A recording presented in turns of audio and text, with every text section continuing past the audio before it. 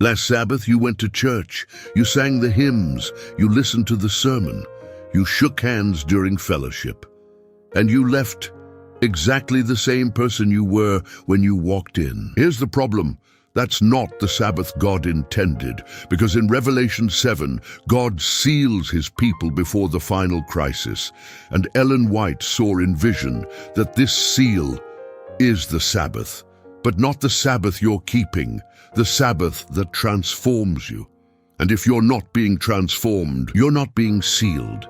Today, I'm giving you 5 signs that reveal whether you're truly keeping the Sabbath as God's seal, or just checking a religious box. I'm Kim, and on this channel, we dive deep into the truths God revealed through Ellen White and Scripture. And today we're talking about something that every Adventist thinks they understand, but few truly live: the Sabbath as God's seal. Now, most of us know that the Sabbath is the 7th day. We know it's Saturday, not Sunday. We know it's a sign between God and his people. But here's what many miss. The Sabbath isn't just about what day you worship. It's about how you worship. It's about the condition of your heart. It's about whether you're truly entering into God's rest or just resting from work. Ellen White wrote something profound in Testimonies for the Church, Volume 6, page 350. The Sabbath is a sign of the relationship existing between God and his people, a sign that they honor his law. It distinguishes between his loyal subjects and transgressors. Notice that word, distinguishes. The Sabbath distinguishes you. It marks you. It seals you. But only if you're keeping it the way heaven intended. In Ezekiel 20:12, God says, "Moreover, I also gave them my Sabbaths to be a sign between them and me, that they might know that I am the Lord who sanctifies them." A sign between them and me, not a sign between you and other people, not a badge you wear to show you're Adventist, a sign between you and God, a mark of your relationship with him. And here's the critical part: that they might know that I am the Lord who sanctifies them. The Sabbath is about sanctification. It's about God making you holy. It's about transformation. Not just information, not just knowing the right day, but being changed by the God of the Sabbath. Now, in Revelation 7:2-3, we read, "Then I saw another angel ascending from the east, having the seal of the living God. And he cried with a loud voice to the 4 angels to whom it was granted to harm the earth and the sea, saying, 'Do not harm the earth, the sea, or the trees, till we have sealed the servants of our God on their foreheads.'" The seal of God on the foreheads of his servants. Ellen White identified this seal clearly. In Testimonios para la Iglesia, Volume 5, page 207, she wrote, "The seal of God's law is found in the 4th commandment. The Sabbath was given to all mankind as the memorial of creation. The importance of the Sabbath as the memorial of creation is that it keeps ever present the true reason why worship is due to God. The Sabbath is the seal, but not just keeping Saturday, keeping it in a way that shows you belong to God, that you've surrendered to him, that you're being sanctified by him. So today, I'm going to give you 5 signs that you're truly keeping the Sabbath as God's seal, not to condemn you, but to help you examine your heart, because we're living in the last days, and soon God will seal his people. The question is, will you be among them? Before we dive in, if this message is speaking to you, hit that like button and share it with someone who needs to hear this, because the Sabbath truth is under attack like never before, and we need to understand what it truly means to keep it. Sign number 1, preparation. The Sabbath begins before sundown. The first sign that you're keeping the Sabbath as God's seal is this: you prepare your heart before the Sabbath begins. You don't just stumble into Sabbath. You don't rush home from work, throw together a meal, and suddenly it's Sabbath. You prepare intentionally, prayerfully. Ellen White wrote in Testimonies, Volume 6, page 355, "Before the setting of the sun, let the members of the family assemble to read God's word, to sing and pray." There is need of reform here, for many have been remiss. We need to confess to God and to one another. We should begin anew to make special arrangements that every member of the family may be prepared to honor the day which God has blessed and sanctified. Read that again. We need to confess to God and to one another before Sabbath begins. Why? Because you can't enter into God's rest if you're carrying unconfessed sin. You can't experience the joy of the Sabbath if your heart is cluttered with the week's burdens. You can't receive the seal of God if you haven't prepared your heart. Isaiah 58:13-14 says, "If you turn away your foot from the Sabbath, from doing your pleasure on my holy day, and call the Sabbath a delight, the holy day of the Lord honorable, and shall honor him, not doing your own ways, nor finding your own pleasure, nor speaking your own words, then you shall delight yourself in the Lord." Notice, call the Sabbath a delight, not a burden, not an obligation, a delight. But you can't delight in something you haven't prepared for. Think about it. When you're expecting a special guest, you prepare your home, you clean, you cook, you make everything ready. How much more should we prepare when we're welcoming the King of the universe into our homes? In the Adventist home, page 29, we find this practical counsel. On Friday, let the preparation for the Sabbath be completed. See that all the clothing is in readiness and that all the cooking is done. Let the boots be blacked and the baths be taken. It is possible to do this. If you make it a rule, you can do it. Let the preparation for the Sabbath be completed. Not just physical preparation, spiritual preparation. Here's what this looks like practically. Before Sabbath begins, you confess any unresolved sin, reconcile any broken relationships, clear your mind of the week's worries, gather your family for worship, welcome the Sabbath with joy. This isn't legalism, this is love. Because when you love someone, you prepare to spend time with them. And the Sabbath is about spending time with God. Ask yourself honestly, do you prepare your heart before Sabbath begins, or do you just let it happen? Do you confess your sins on Friday evening, or do you carry them into the Sabbath? Do you gather your family for worship, or does everyone just do their own thing? True Sabbath keepers prepare their hearts. Sign number 2, rest. Stop striving, start trusting. The second sign that you're keeping the Sabbath as God's seal is this: you cease from your own works and enter into God's rest. Now, most Adventists understand that you shouldn't work on Sabbath. We don't go to our jobs. We don't do business. We don't buy or sell. But here's what many miss. Ceasing from work isn't just physical, it's spiritual. Hebrews 4:9-10 says, "There remains therefore a rest for the people of God, for he who has entered his rest has himself also ceased from his works as God did from his." Ceased from his works, not just your job, your works, your striving, your self-effort, your attempts to save yourself. The Sabbath is a weekly reminder that salvation is not by works. It's by grace. It's by resting in what God has done, not what you can do. The Desire of Ages, page 207, reveals this beautiful truth. To those who keep the Sabbath holy, it is a sign that God recognizes them as his chosen people. It is a pledge that he will fulfill his covenant with them. Every soul who accepts the sign of God's government places himself under the divine, everlasting covenant, a sign that God recognizes them as his chosen people, not because of what you do, but because of what God has done. The Sabbath is about trust, trusting that God will provide, trusting that God will sustain you, trusting that you don't have to work 7 days a week to survive. Think about it. When God gave the Sabbath to Israel in the wilderness, he tested them.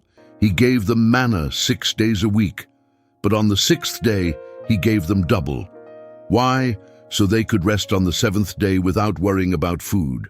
Some Israelites didn't trust God. They went out on the Sabbath to gather manna, and they found nothing, because God was teaching them to trust him. The same is true today. When you truly keep the Sabbath, you're saying, "God, I trust you to provide for me even though I'm not working today. I trust you to take care of my business even though I'm not open today. I trust you to sustain me even though I'm resting. This is faith, and without faith, it's impossible to please God. Listen to these words from Testimonies, Volume 6, page 353. The Sabbath is not intended to be a period of useless inactivity. The law forbids secular labor on the rest day of the Lord. The toil that gains a livelihood must cease. No labor for worldly pleasure or profit is lawful upon that day. But as God ceased his labor of creating and rested upon the Sabbath and blessed it, so man is to leave the occupations of his daily life and devote those sacred hours to healthful rest, to worship, and to holy deeds. Healthful rest, worship, and holy deeds. Not anxiety, not worry, not planning your week. Rest. True rest. The kind that comes from trusting God completely. Be honest with yourself. When Sabbath comes, do you truly rest?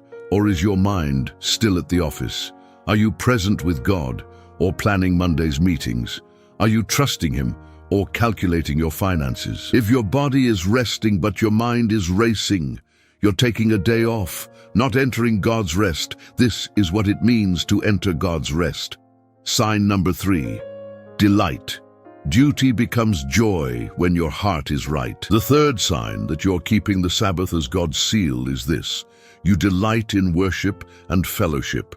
You don't go to church out of obligation. You go because you want to, because you love being in God's house, because you love worshiping with God's people. Isaiah 58:13 says, "If you turn away your foot from the Sabbath, from doing your pleasure on my holy day, and call the Sabbath a delight, the holy day of the Lord honorable, and shall honor him, not doing your own ways, nor finding your own pleasure, nor speaking your own words." Call the Sabbath a delight, not a burden, not something you have to endure, a delight, something you look forward to, something that brings you joy. Testimonies, Volume 6, page 362, gives us this vision. The Sabbath should be made so interesting to our families that its weekly return will be hailed with joy. Hailed with joy. When's the last time you felt joy when Sabbath came? Or do you feel relief when it's over?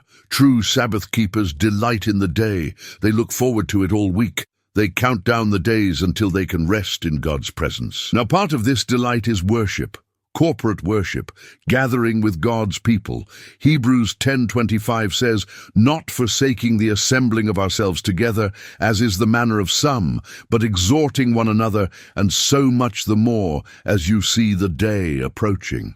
Not forsaking the assembling of ourselves together, especially as we see the day approaching.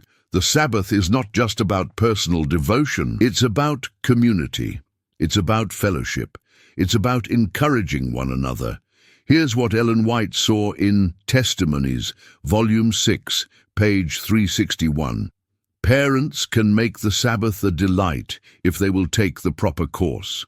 They can lead their children to look upon it as a day of pleasure, a day above all others, a holy day, the day of days, a delight, holy and honorable. Notice, a day of pleasure, not drudgery, pleasure, holy pleasure, the pleasure of being in God's presence, the pleasure of worshiping with his people, the pleasure of resting in his love. Here's what this looks like practically.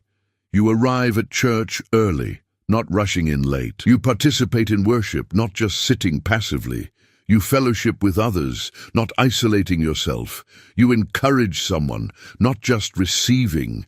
You serve in some way, not just consuming, because the Sabbath is about giving, not just receiving. It's about blessing others, not just being blessed. It's about community, not just personal piety. This is the test. Do you delight in Sabbath worship or endure it? Do you count down to Friday, sundown, or dread the obligation? Do you engage with God's people or isolate yourself? The seal of God is marked by joy, not duty, joy. Sign number 4, remembrance. The Sabbath points you back to the Creator. The fourth sign that you're keeping the Sabbath as God's seal is this: you spend time in nature and reflect on God's creation. Because the Sabbath is the memorial of creation. It points back to the week when God created the heavens and the earth. and then rested on the seventh day. Genesis 2:2-3 says, "And on the seventh day God ended his work which he had done, and he rested on the seventh day from all his work which he had done. Then God blessed the seventh day and sanctified it, because in it he rested from all his work which God had created and made."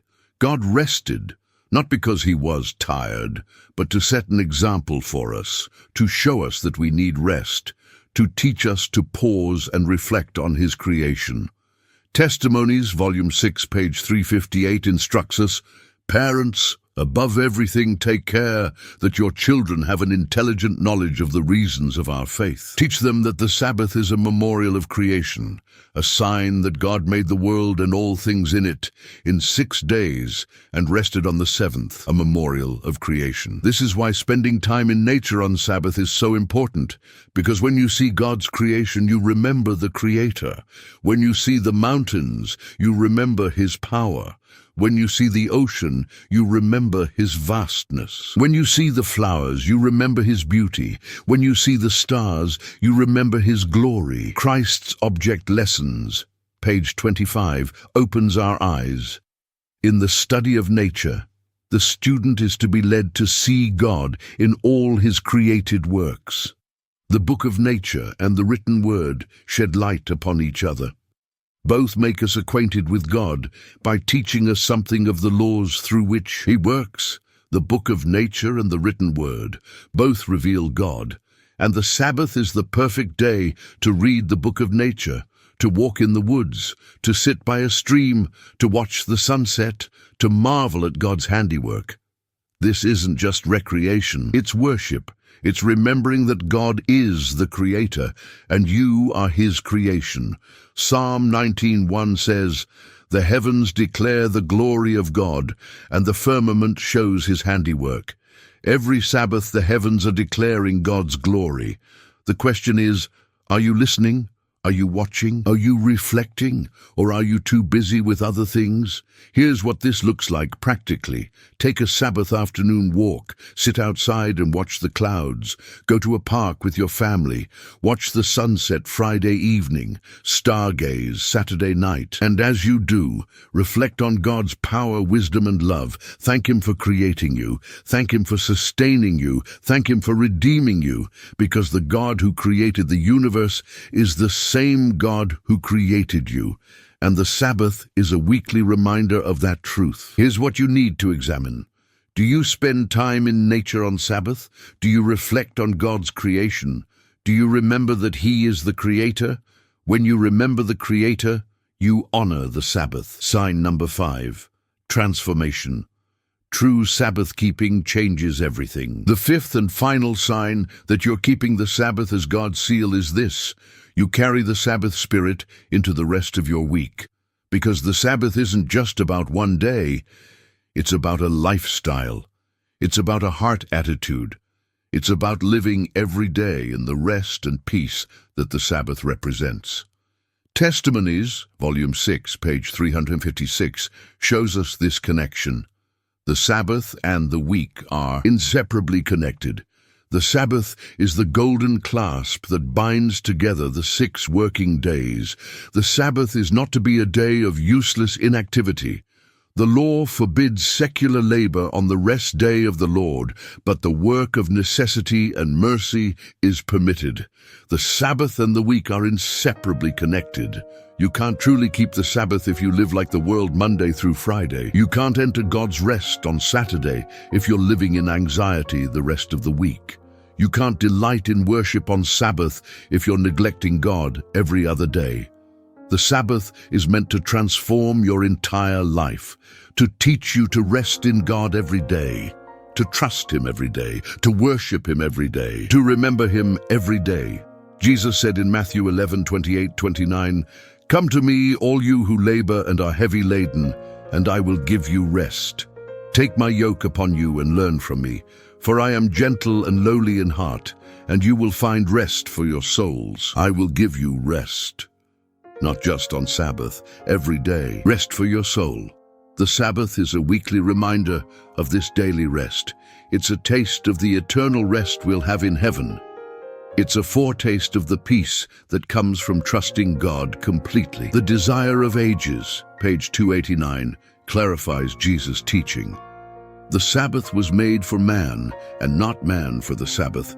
The Son of Man is Lord also of the Sabbath. If the Sabbath was made for man, then it is for man's benefit. It is not a yoke of bondage, but a blessing. It is not a yoke of bondage, but a blessing. A blessing that extends beyond Saturday. A blessing that transforms your entire week. A blessing that changes how you live every day. Here's what this looks like practically. You start each day with prayer and Bible study, not just on Sabbath. You trust God with your finances every day, not just when you're not working on Sabbath. You rest in God's promises every day, not just when you're at church. You reflect on God's goodness every day, not just when you're in nature on Sabbath. You live with eternity in mind every day, not just when you're thinking about the seal of God, because the Sabbath is training you to live by faith, training you to trust God, training you to rest in His grace, training you to remember that He is Lord. And when you truly keep the Sabbath as God's seal, it transforms everything. Your priorities change, your perspective changes, your peace changes, your purpose changes. Because you're no longer living for yourself, you're living for the God who created you, redeemed you, and sealed you. The real question is, does your Sabbath keeping transform your week, or is it just one day that's different from the others? Do you carry the peace of the Sabbath into Monday? Do you carry the trust of the Sabbath into your work? Do you carry the worship of the Sabbath into your daily life? The Sabbath seal transforms everything you touch. We've looked at 5 signs that you're truly keeping the Sabbath as God's seal. 1. Preparation. You prepare your heart before Sabbath begins. 2. Rest. You cease from your own works and enter God's rest. 3. Delight. You delight in worship and fellowship. 4. Remembrance. You spend time in nature and reflect on God's creation. 5. Transformation.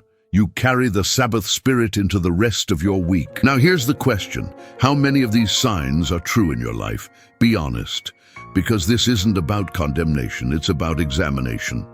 2 Corinthians 13:5 says, "Examine yourselves as to whether you are in the faith, test yourselves." So take a moment right now, go through those 5 signs again, and ask yourself, am I truly keeping the Sabbath as God's seal? Or am I just going through the motions? Because here's the reality. We're living in the last days. Soon, God will seal His people, and the seal is connected to the Sabbath, not just knowing the right day, but keeping it the way heaven intended. Testimonies for the Church, Volume 5, page 213 warns us, the Sabbath will be the great test of loyalty, for it is the point of truth, especially controverted. When the final test shall be brought to bear upon men, then the line of distinction will be drawn between those who serve God and those who serve Him not. The Sabbath will be the great test of loyalty, not just in the future, but now. Because how you keep the Sabbath now reveals your heart. It reveals your priorities. It reveals your relationship with God. So here's what you need to do. First, examine your Sabbath keeping. Go through those 5 signs. Be brutally honest with yourself. Where are you strong? Where are you weak? Where do you need to grow? Second, make specific changes. Don't just feel convicted. Act. If you're not preparing your heart before Sabbath, start this Friday. If you're not truly resting, surrender your worries to God this Sabbath. If you're not delighting in worship, ask God to give you a new heart for it. If you're not spending time in nature, plan a Sabbath afternoon walk. If you're not carrying the Sabbath spirit into your week, start each morning with prayer. Third, remember the purpose. The Sabbath isn't about rules, it's about relationship. It's about knowing God. It's about being sealed as His own. Ezekiel 20:20 says, "Hallow my Sabbaths, and they will be a sign between me and you, that you may know that I am the Lord your God." That you may know that I am the Lord your God. That's the purpose. To know God. Not just know about Him, but know Him. Personally, intimately, deeply. And when you truly keep the Sabbath as God's seal, you will know him. Fourth, share this message. If this video blessed you, share it, send it to your family, send it to your church, send it to someone who needs to hear this, because the Sabbath truth is under attack, and we need to understand what it truly means to keep it, not just as a doctrine, but as a seal, a mark that we belong to God. If this message spoke to your heart, hit that like button and share it with someone who needs to hear this. And if you want to keep diving deeper into the truths God revealed through Ellen White and Scripture, subscribe to the channel and hit the notification bell, because every week we're releasing content that will strengthen your faith and prepare you for what's coming. Remember, the Sabbath isn't just a day, it's a seal, a mark that you belong to God, that you trust him, that you love him, that you're being sanctified by him. So keep it the way heaven intended, not out of fear, but out of love, not out of obligation, but out of delight. Because when you truly keep the Sabbath as God's seal, you'll experience a rest, a peace, and a joy that the world can never give. May God bless you, and may we all be sealed as his own, not because we're perfect, but because we know the one who is.